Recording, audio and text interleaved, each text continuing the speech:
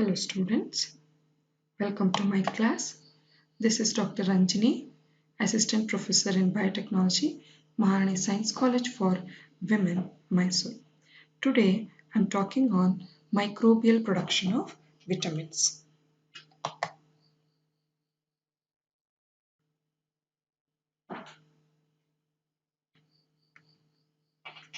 Vitamins.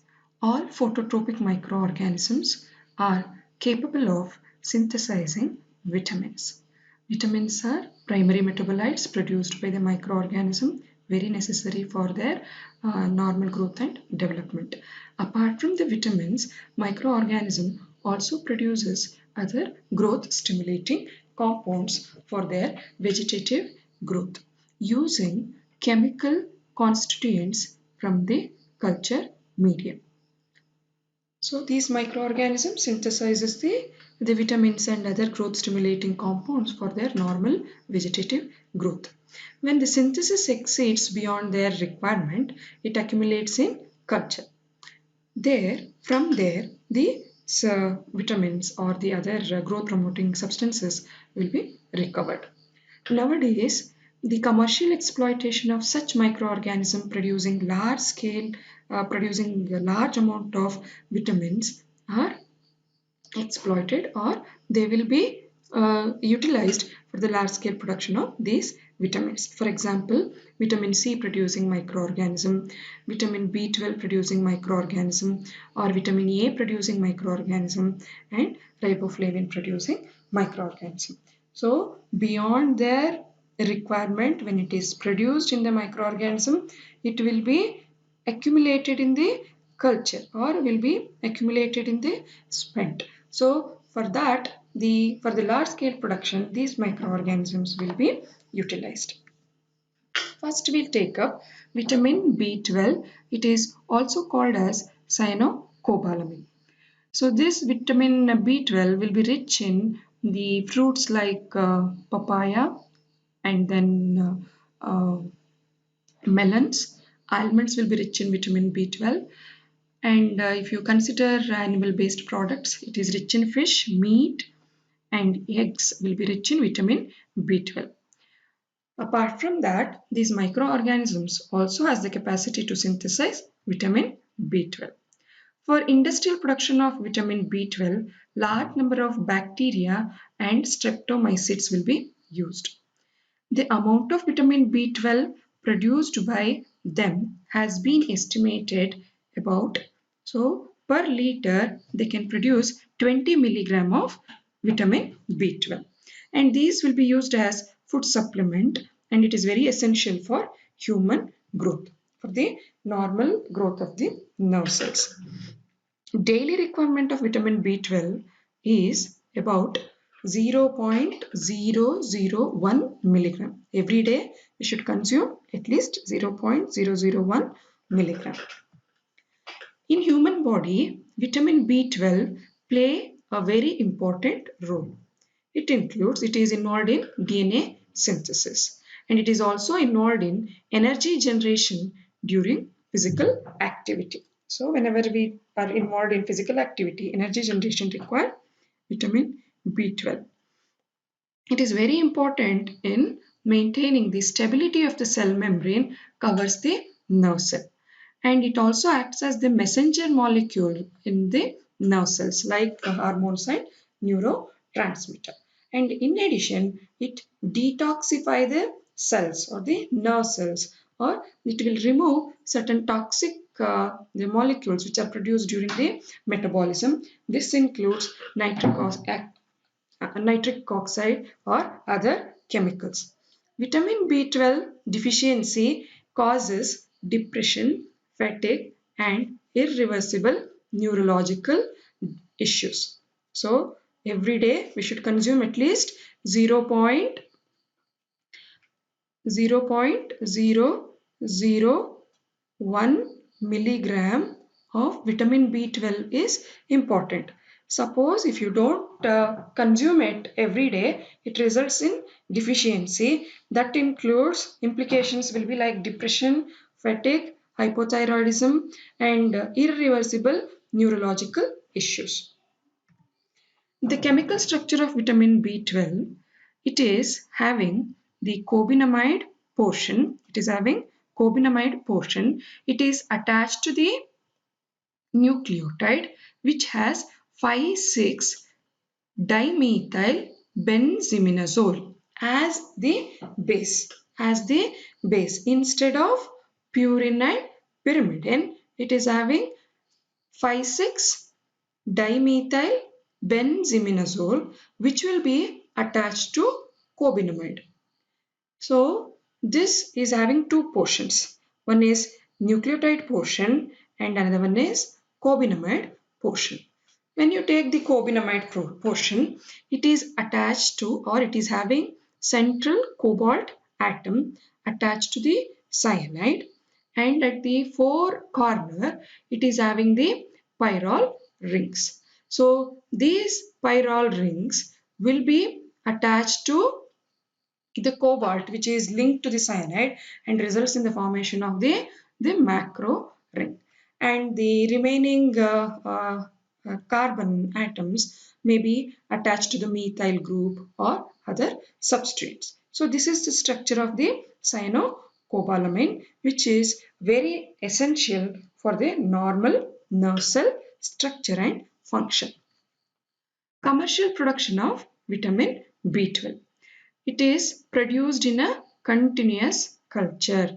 Vitamin B12 is a primary metabolite produced during the growth phase, and this production will be increased for the large scale production to maintain the continuous production of the vitamin B12. It will be cultured in open culture either in chemostat or in the turbidostat, that is continuous culture. Here two fermenters are used, and these two fermenters are incubated or will be the fermented for about 60 hours each, minimum 60 hours each. It may be more than that also.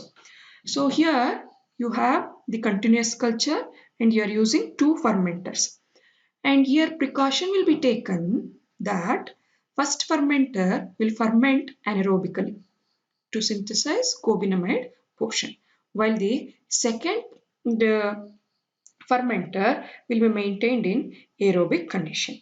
In the second fermenter, in the aerobic condition, 5,6-dimethyl benzimidazole is added continuously. 5,6-dimethyl benzimidazole is added continuously to produce the nucleotide. So it's a continuous culture. Two fermenters are used, and each fermenter will be incubated or it will be fermented for about 60 hours, minimum 60 hours. First fermenter is anaerobic, second fermenter is aerobic. In the first fermenter, there is synthesis of the cobinamide, and in the second fermenter, there will be the attachment or the synthesis of the nucleotide takes place.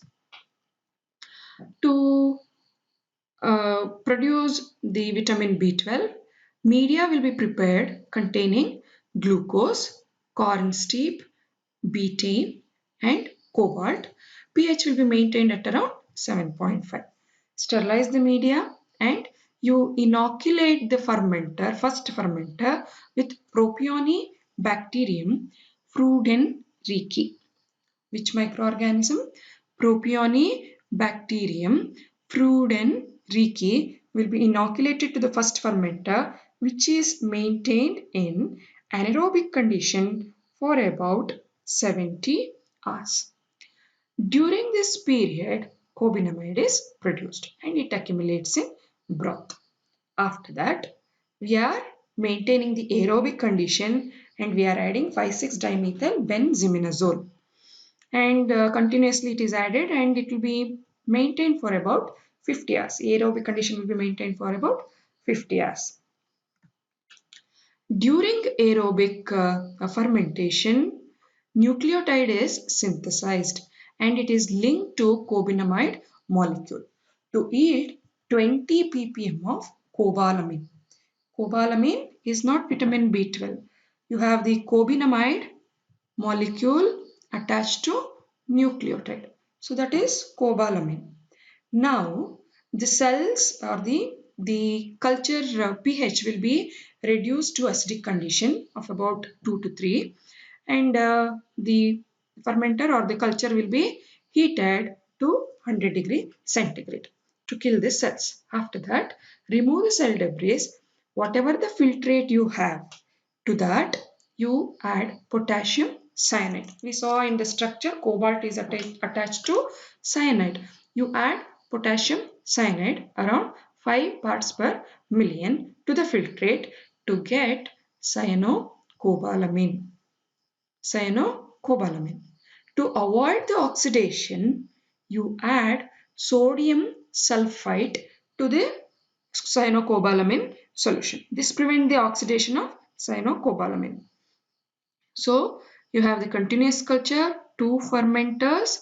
First is anaerobic, second one is aerobic. Each will be fermented for about minimum 60 hours. And in the first fermenter, cobinamide is synthesized. In the second fermenter, nucleotide is synthesized. You incorporate the potassium cyanide, you'll get the cyanocobalamin. To avoid or to maintain the stable nature of the cyanocobalamin, incorporate sodium sulfite. So this cyanocobalamin will be stable for longer duration.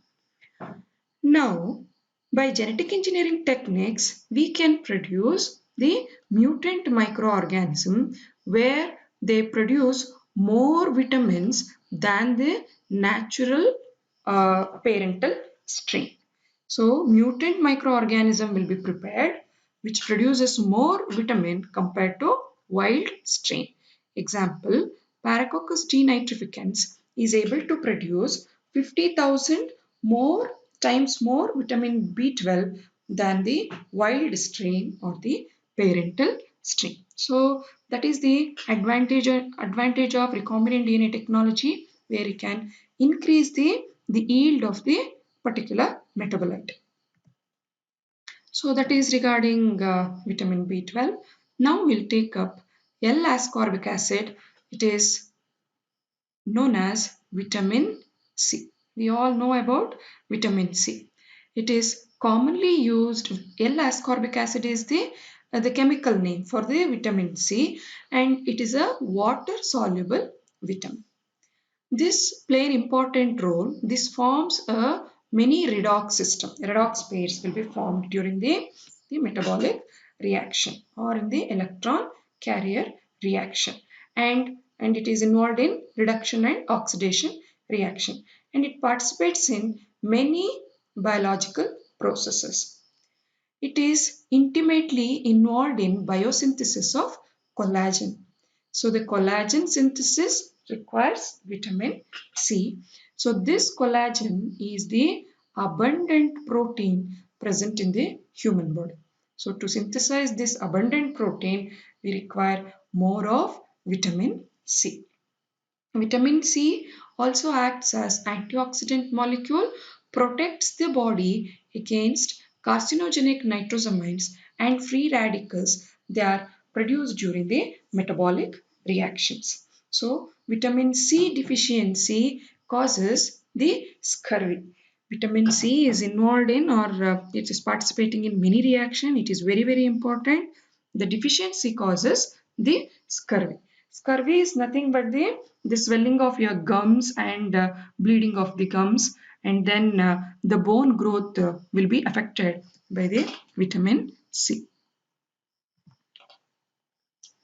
Because of the wide range of physiological and beneficial functions of L-ascorbic acid, its commercial production is gaining more importance. That is, it is assuming more significance for the commercial production. Vitamin C is mainly used in food and pharmaceutical industry. This L-ascorbic acid will be produced by different method. The one famous method is Rikstein-Grüssner synthesis. This Rikstein-Grüssner synthesis synthesizes about 100 gram of L-ascorbic acid will be produced from 200 gram of glucose. So almost 50% of the glucose will be converted into L-ascorbic acid. This Rikstein-Grasner synthesis involves many chemical reactions having one microbial biotransformation. One microbial biotransformation. It's a combination of microbial biotransformation with the chemical transformation. This is referred as Rikstein-Grasner synthesis. Here, D-glucose will be converted into D-sorbitol by chemical reaction, catalytic reduction. Later, D-sorbitol will be converted into L-sorbose by sorbitol dehydrogenase secreted by Acetobacter xylinum and Acetobacter suboxydans. So these microorganisms secrete or express this enzyme that will convert this D-sorbitol into L-sorbose. Further, by two or more chemical transformation, the L-sorbose will be converted into ascorbic acid. So L-sorbose, first it will form 2-keto-L-gluconic acid, and then it will be converted into enol form of the 2-keto-L-gluconic acid. Later by acid treatment, it will be converted into ascorbic acid. Here when you are culturing the Acetobacter xylinum, we are using submerged bioreactor.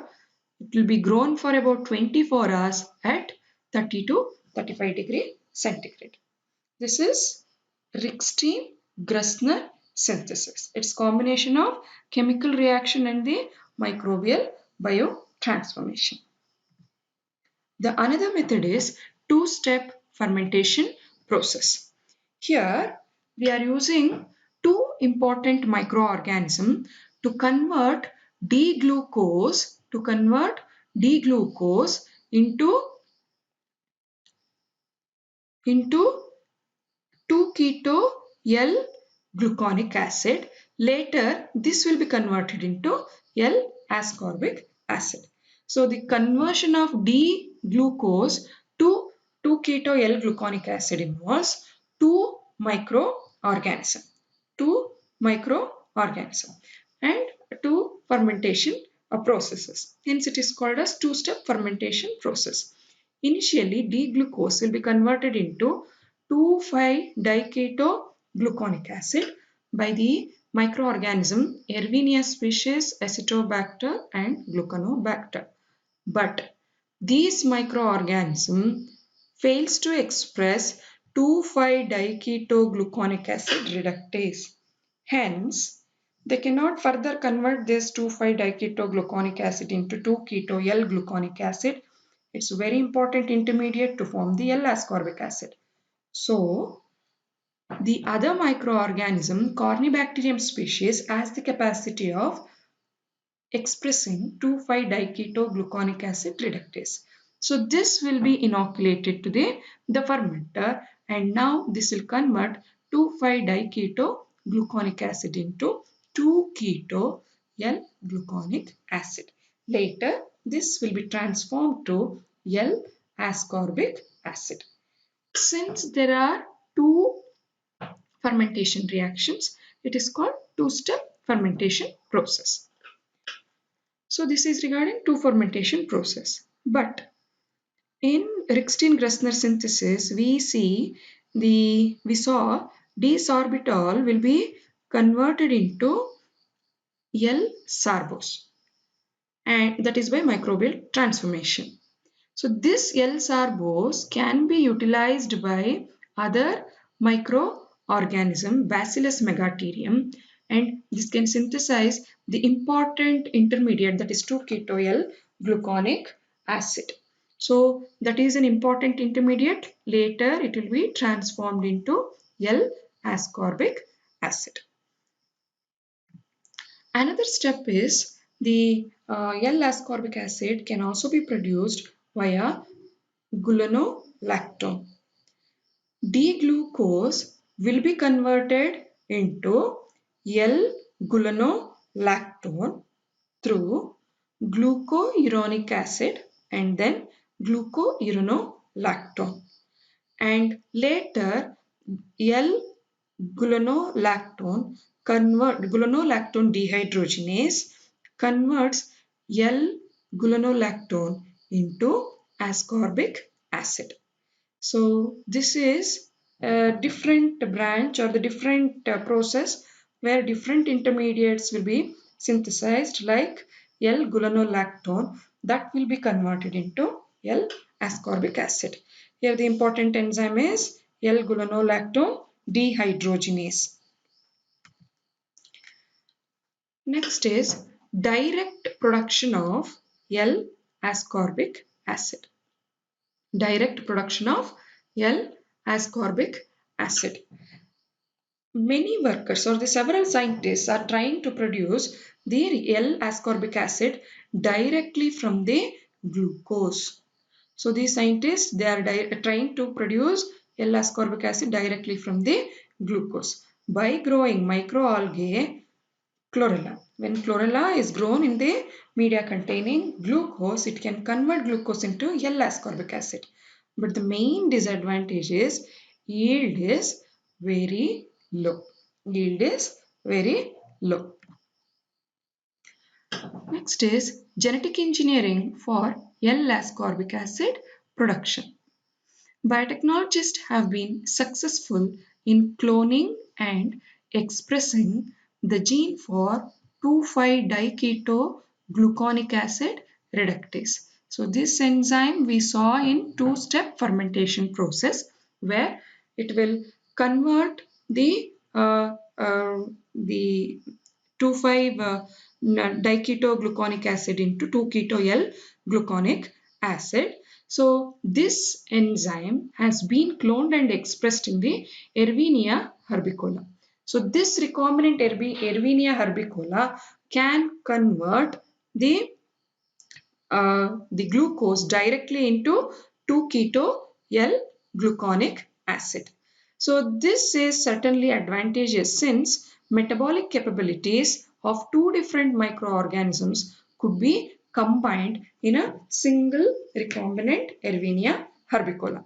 So there we saw Erwinia species, Acetobacter species and Gluconobacter species failed to express 2,5-diketogluconic acid reductase. But here by recombinant DNA technology, we are making this Erwinia herbicola, which is expressing this acid reductase enzyme, can consume glucose and convert that into 2-keto-L-gluconic acid. Now this will be converted into ascorbic acid. But again, the disadvantage is the yield is very low. For that, scientists what they are trying is they are altering certain amino acids in reductase enzyme 2,5-diketogluconic acid reductase to increase the catalytic activity of the enzyme. When the catalytic activity of the enzyme is increased, more of 2-keto-gluconic acid will be produced and hence more of ascorbic acid will be produced. So to increase the catalytic activity, they are altering certain amino acids. So this is a picture depicting the vitamin B12 rich foods: fish, crab, cheese, chicken, eggs, meat, milk, almonds are rich in vitamin B12. To consume every day around 0.001 milligram vitamin B12 to have good structure and function of the nerve cell. The deficiency results in infertility, hypothyroidism, depression, cognitive decline, low energy, and then numbness and other irreversible neurological implications. So that is regarding vitamin B12. Coming to vitamin C, we all know vitamin C fruits, citrus fruits are rich in vitamin C, tomato, banana, then kiwi fruit, lemon, broccoli, capsicum are rich in vitamin C. So deficiency of the vitamin C causes scurvy and swelling of the gums and bleeding of the gums will be resulted. Apart from that, it is a very good antioxidant molecule, removes many toxic molecules which are produced during the metabolic reaction. I hope you understood. Thank you.